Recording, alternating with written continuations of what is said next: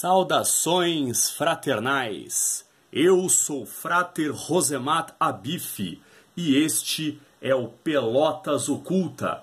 Hoje faremos um estudo aprofundado sobre o Tetragrammaton, que vem do grego, que significa escrever com 4 letras, escrito com 4 letras, que é uma referência grega às 4 letras do nome de Deus do hebraico, Yod, Re, Vav, Re.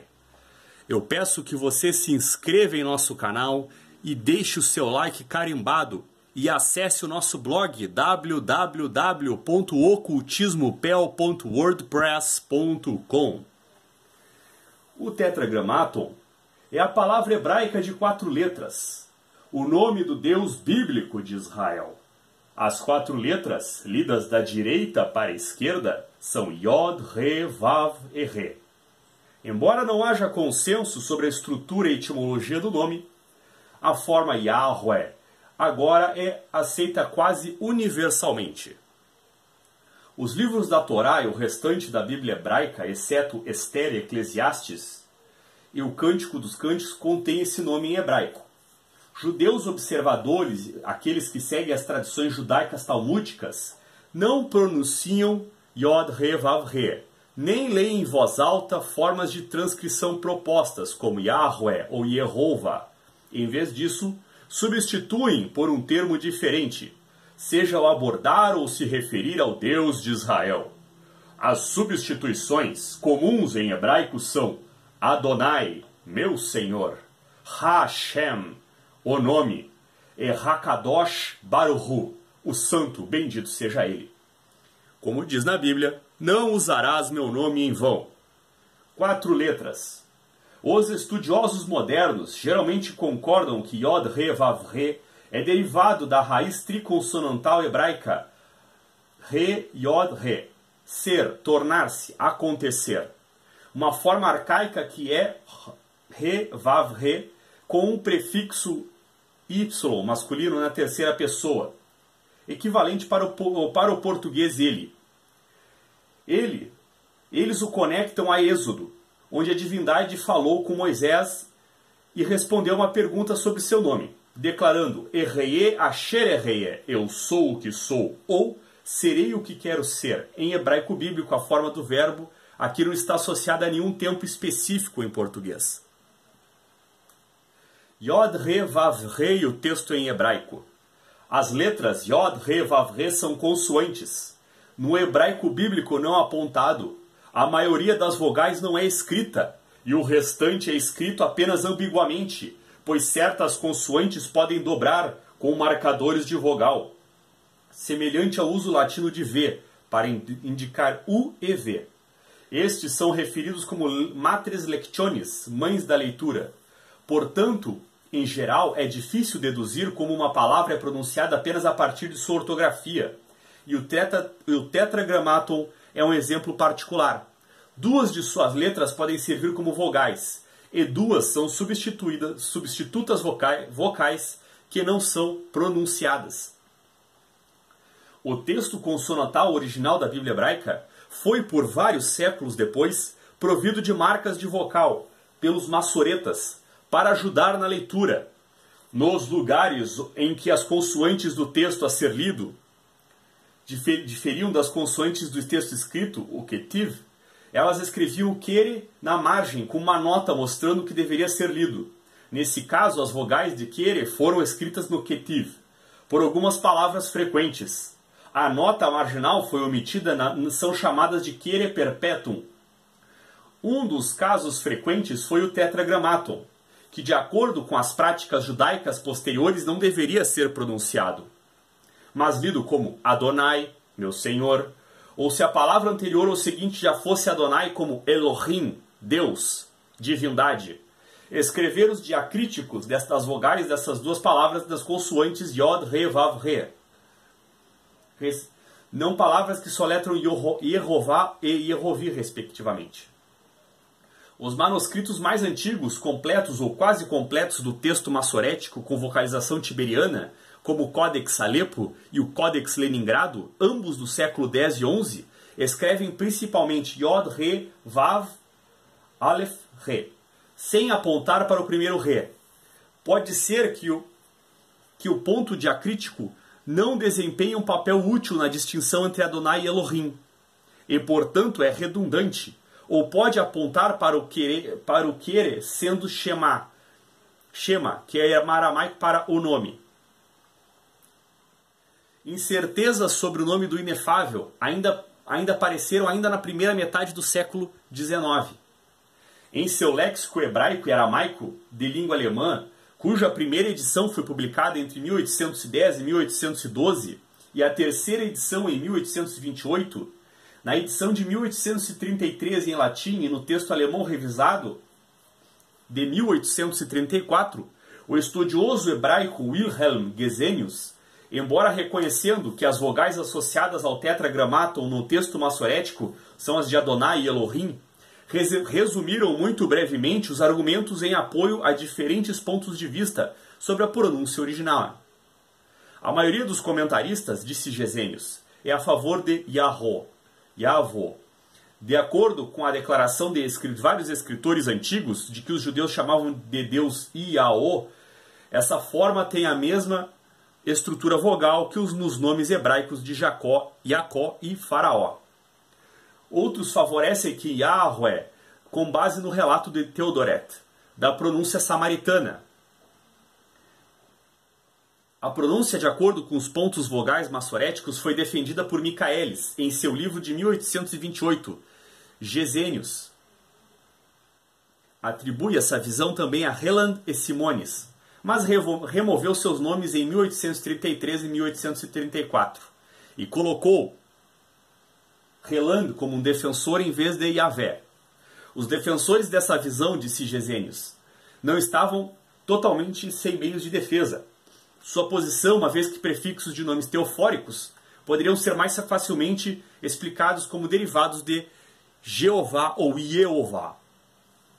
Em 1833 e 34, Gesenius se referiu ao livro de 1707, no qual Adrian Heland reimprimiu as opiniões de vários outros estudiosos, debatendo as razões e a favor e contra a pronúncia como Yahweh ou Yehová, para permitir que os leitores fizessem seu próprio julgamento. Até então, a opinião majoritária compartilhada por Heland era que a pronúncia como Yahweh, para a qual a pontuação hebraica seria Yod, Re, Vav, Re, representa com mais precisão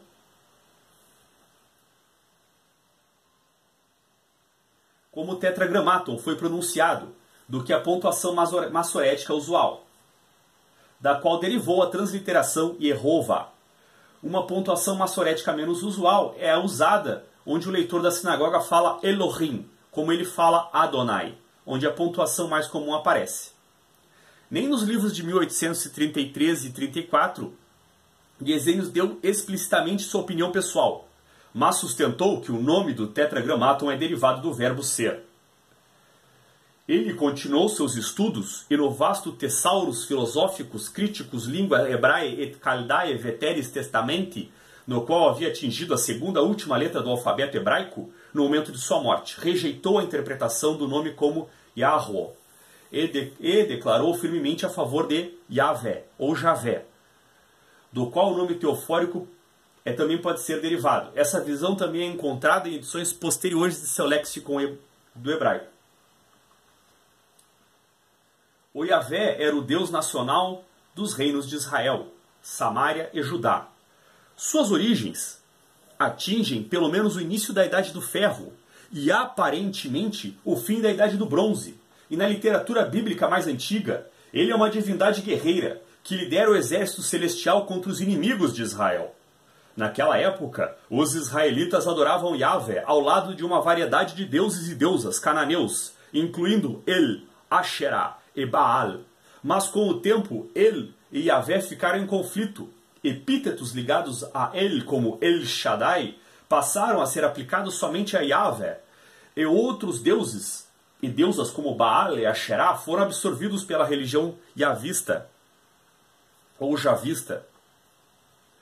Entre os séculos 10 e 5 antes da era 10 e 6 antes da era comum, a religião javista se separou de sua crença cananeia, quando Yahvé se tornou o Deus principal do reino de Israel, a antiga Samária, e de Judá. E com o tempo, a corte real e o templo em Jerusalém promoveram Yahvé, como o Deus de todo o cosmos, possuindo todas as qualidades positivas anteriormente atribuídas aos outros deuses e deusas. No final do cativeiro babilônico, século VI depois da Era Comum, a própria existência de deuses estrangeiros foi negada, e Yahvé foi proclamado como o Criador do cosmos, o único Deus verdadeiro de todo o mundo. Quase não há acordo sobre o significado e as origens do nome Yahvé, que não é atestado além dos israelitas e parece não ter nenhuma etimologia plausível. Erreye asher erreye, eu sou o que sou. A explicação apresentada em Êxodo 3,14 parece ser um brilho teológico tardio, inventado para explicar o nome Yahvé em uma época em que o significado original havia sido esquecido. Uma teoria acadêmica relacionada a isso sustenta que Yahvé é uma forma abreviada da frase Eldu Yahui Salaot. Ele cria os exércitos. Essa é uma frase do fenício. Ou seja, o exército celestial que acompanha El, o principal deus dos cananeus, enquanto marchava ao lado dos exércitos terrestres de Israel. O argumento tem inúmeras fraquezas, incluindo outros caracteres diferentes dos dois deuses, El e Yahweh, e o fato de que Du Yahui Salaot não é atestado em lugar algum, nem dentro, nem fora da Bíblia. Ele não parece ter sido um deus cananeu, embora os israelitas fossem originalmente cananeus. O consenso acadêmico atual é que Yahweh era originalmente um guerreiro divino da região sul, associada a Seir, Edom, Paran e Temã.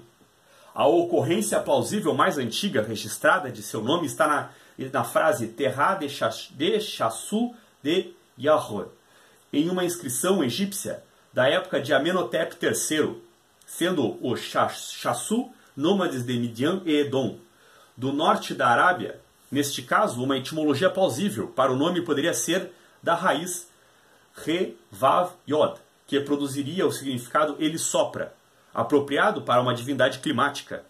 Existe um apoio considerável, mas não universal, para essa visão, mas levanta a questão de como ele se dirigiu para o norte. A hipótese quenita, amplamente aceita, sustenta que os comerciantes levaram o Senhor a Israel pelas rotas das caravanas entre o Egito e Canaã.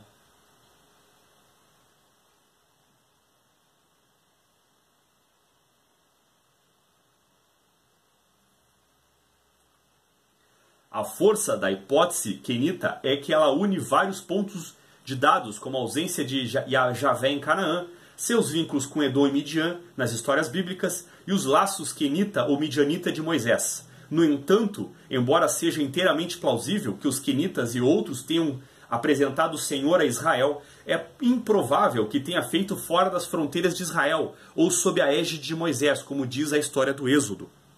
Lembrando que a história do Êxodo é uma história bíblica teológica, não uma história arqueológica. Agora iremos falar sobre o tetragrama na primeira idade do ferro, El, Yahweh e as origens de Israel. Israel emerge no registro histórico das últimas décadas do século XIII a.C., no final da Idade do Bronze, quando o sistema cidade-estado cananeu estava terminando, e o meio em que a religião israelita emergia era cananeu. Ele, o tipo compassivo, o criador das criaturas, era o chefe dos deuses cananeus. Ele, não o Senhor, Yod-Re, Vav-Re, era o Deus de Israel. Original, a palavra Israel é baseada no nome El, em vez de Yahvé. Ele morava em uma barraca em uma montanha cuja base originava todas as águas doces do mundo, tendo a deusa Asherá como sua consorte.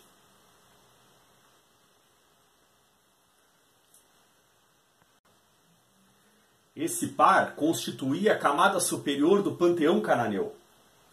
O segundo nível era composto por seus filhos, os 70 filhos de Atirat, uma variante do nome Asherá. O destaque nesse grupo foi Baal, que tinha na sua casa no Monte Zafon. Com o tempo, Baal se tornou a divindade cananeia dominante, de modo que ele se tornou o poder executivo e Baal o poder militar no cosmos. A esfera de Baal era a tempestade com suas chuvas vitais, de modo que ele também era um deus da fertilidade, embora não fosse exatamente o deus da fertilidade. Abaixo dos 70 deuses do segundo nível, havia um terceiro composto por deuses comparativamente menores de artesãos e comerciantes, com um quarto e último nível de mensageiros divinos e coisas do gênero. Ele e seus filhos formaram a Assembleia dos Deuses, cada um dos quais tinha uma nação humana sob seus cuidados. E uma variante textual do Deuteronômio 32:8 descreve ele dividindo as nações do mundo entre seus filhos, com Yahweh recebendo Israel. Quando o Altíssimo, Elion, deu às nações sua herança, quando ele separou a humanidade, ele fixou os limites dos povos, de acordo com o número dos seres divinos, pois a porção de Yahvé é seu povo, Jacó e sua herança alocada.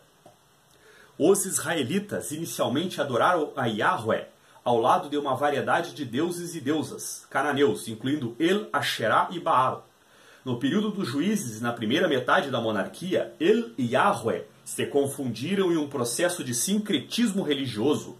Como resultado, El, do hebraico Aleph, Lam, tornou-se um termo genérico que significava Deus, em oposição ao nome de uma divindade adorada. Aí epítetos como El Shaddai passaram a ser aplicados somente ao Senhor, diminuindo a adoração a ele e fortalecendo a posição do Senhor.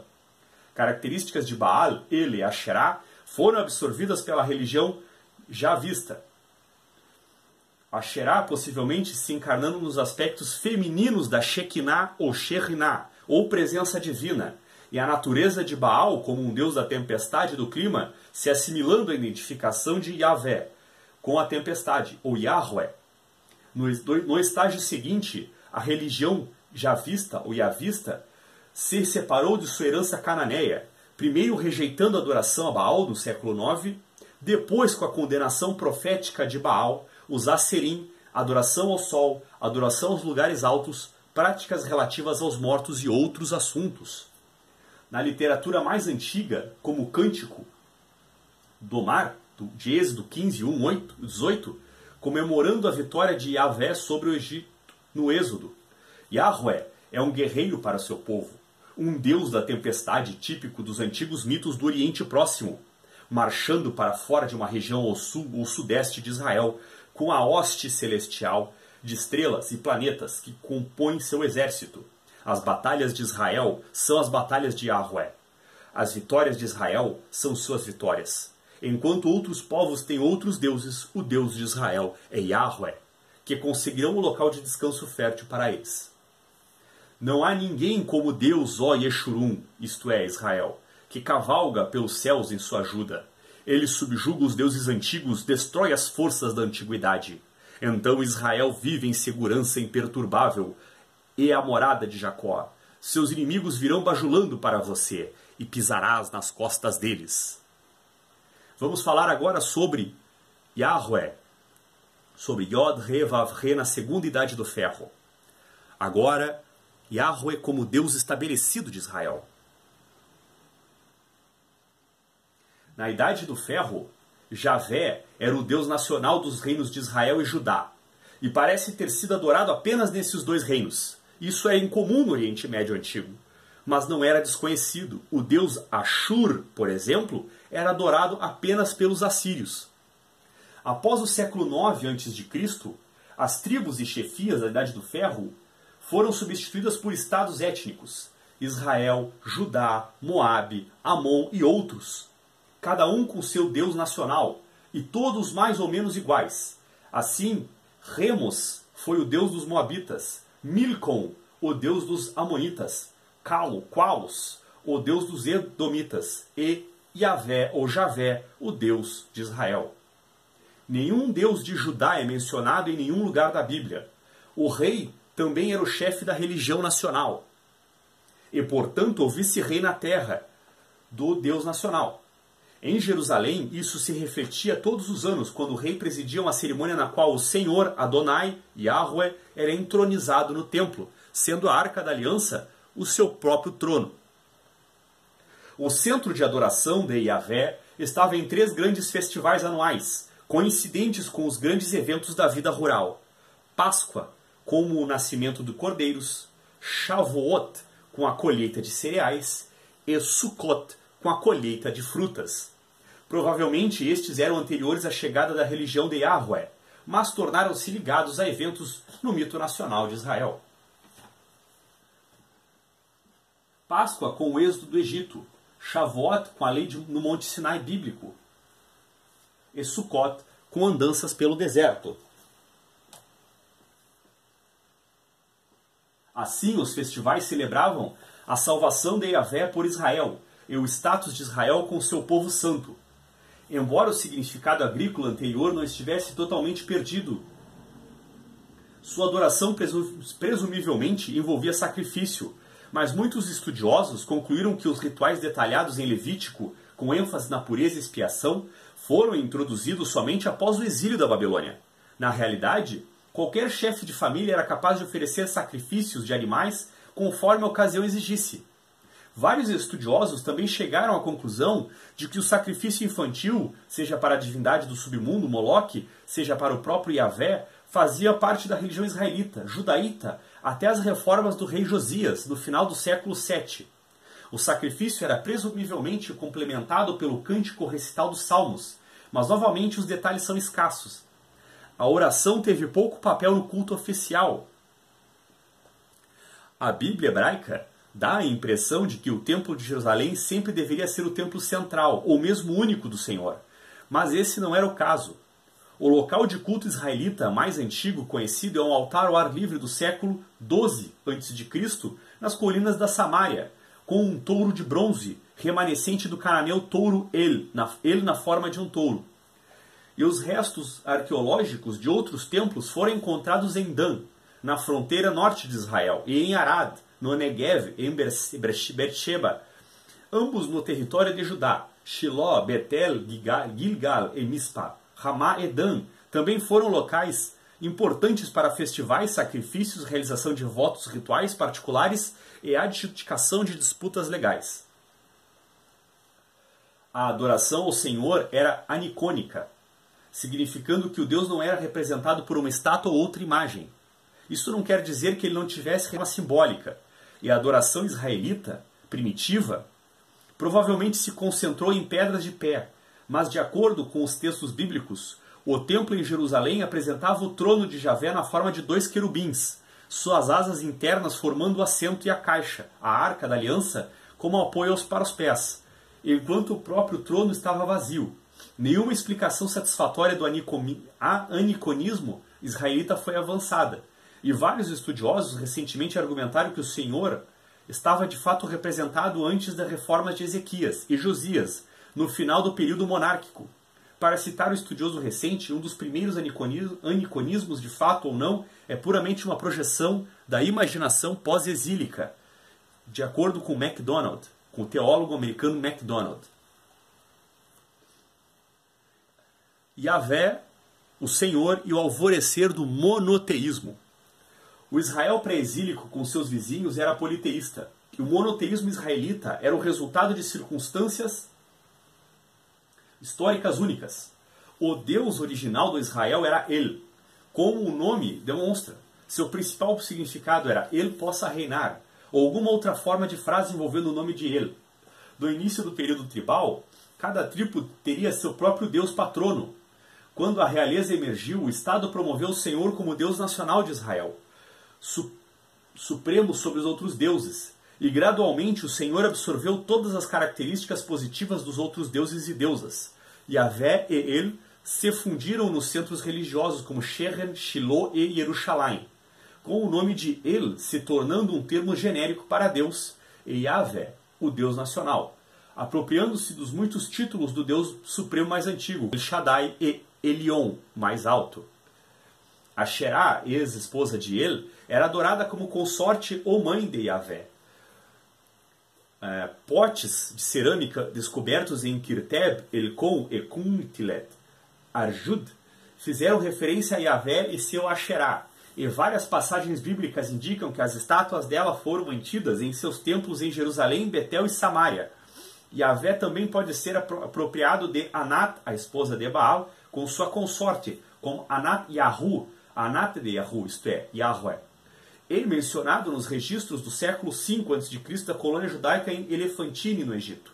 Uma deusa chamada Rainha do Céu também era adorada, provavelmente uma fusão de Astarte, a deusa da Mesopotâmia Ishtar, possivelmente um título de Asherah. A adoração a Baal e a Javé coexistiram no período inicial da história de Israel, mas foram consideradas inconciliáveis após o século IX, após os esforços do rei Acabe e sua rainha Jezabel para elevar Baal ao status de Deus nacional, embora o culto a Baal continuou por algum tempo. Somente a adoração a Yahweh começou com Elias no século IX a.C., mas mais provavelmente com o profeta Oséias, no VIII. Mesmo assim, permaneceu a preocupação de um pequeno partido antes de ganhar ascensão no exílio babilônico, e no pós-período exílico inicial. Os primeiros apoiadores dessa facção são amplamente considerados como monolatristas e não verdadeiros monoteístas. Eles não acreditavam que Javé era o único Deus existente, mas acreditavam que ele era o único Deus que o povo de Israel deveria adorar. Finalmente, na crise nacional do exílio, os seguidores de Yahvé deram um passo adiante e negaram completamente que outras divindades além de Yahweh existissem, marcando assim a transição do monolatrismo para o verdadeiro monoteísmo.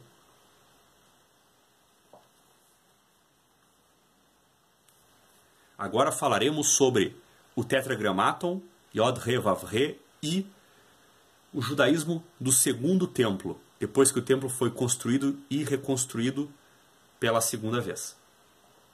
Em 539 a.C. da Era Comum, a própria Babilônia caiu para o conquistador persa Ciro.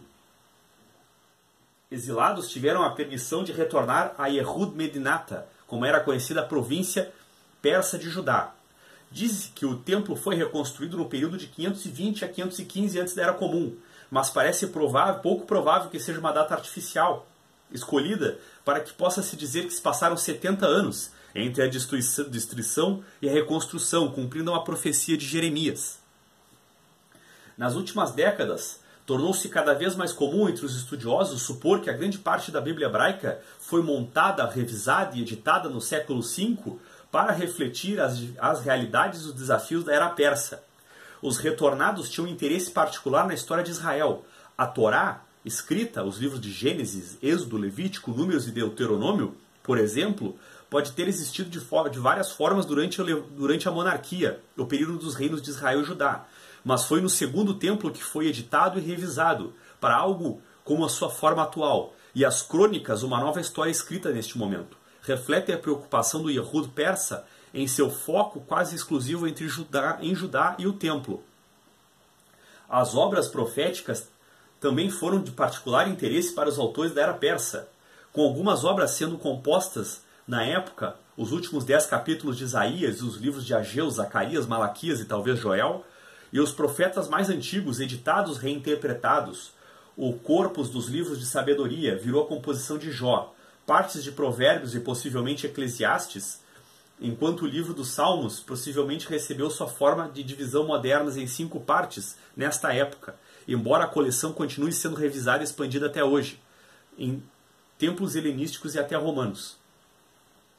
O judaísmo do Segundo Templo não estava centrado nas sinagogas, que começaram a aparecer apenas depois no século III a.C., na leitura e estudo das Escrituras, mas no próprio templo e em um ciclo de sacrifício contínuo de sangue, ou seja, um sacrifício de animais vivos. A Torá ou lei ritual também era importante, e os sacerdotes do templo eram responsáveis por ensiná-la, mas o conceito de escritura se desenvolveu apenas lentamente, enquanto a Torá escrita, o Pentateuco e os profetas foram aceitos como autorizados pelo século I depois de Cristo. Além desse núcleo, os diferentes grupos judaicos continuaram a aceitar diferentes grupos de livros como autorizados. Durante o período do Segundo Templo, falar o nome de Yahvé em público tornou-se um tabu. Ao ler as Escrituras, os judeus começaram a substituir o nome divino pela palavra Adonai, que significa Senhor. Foi permitido ao sumo sacerdote de Israel falar o nome uma vez no templo durante o dia da expiação, mas em nenhum outro momento e em nenhum outro lugar. Durante o período helenístico, as escrituras foram traduzidas para o grego pelos judeus da diáspora egípcia.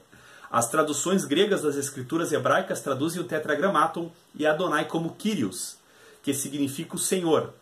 Depois que o templo foi destruído em 70 da Era Comum, a pronúncia original do Tetragrammaton foi esquecida.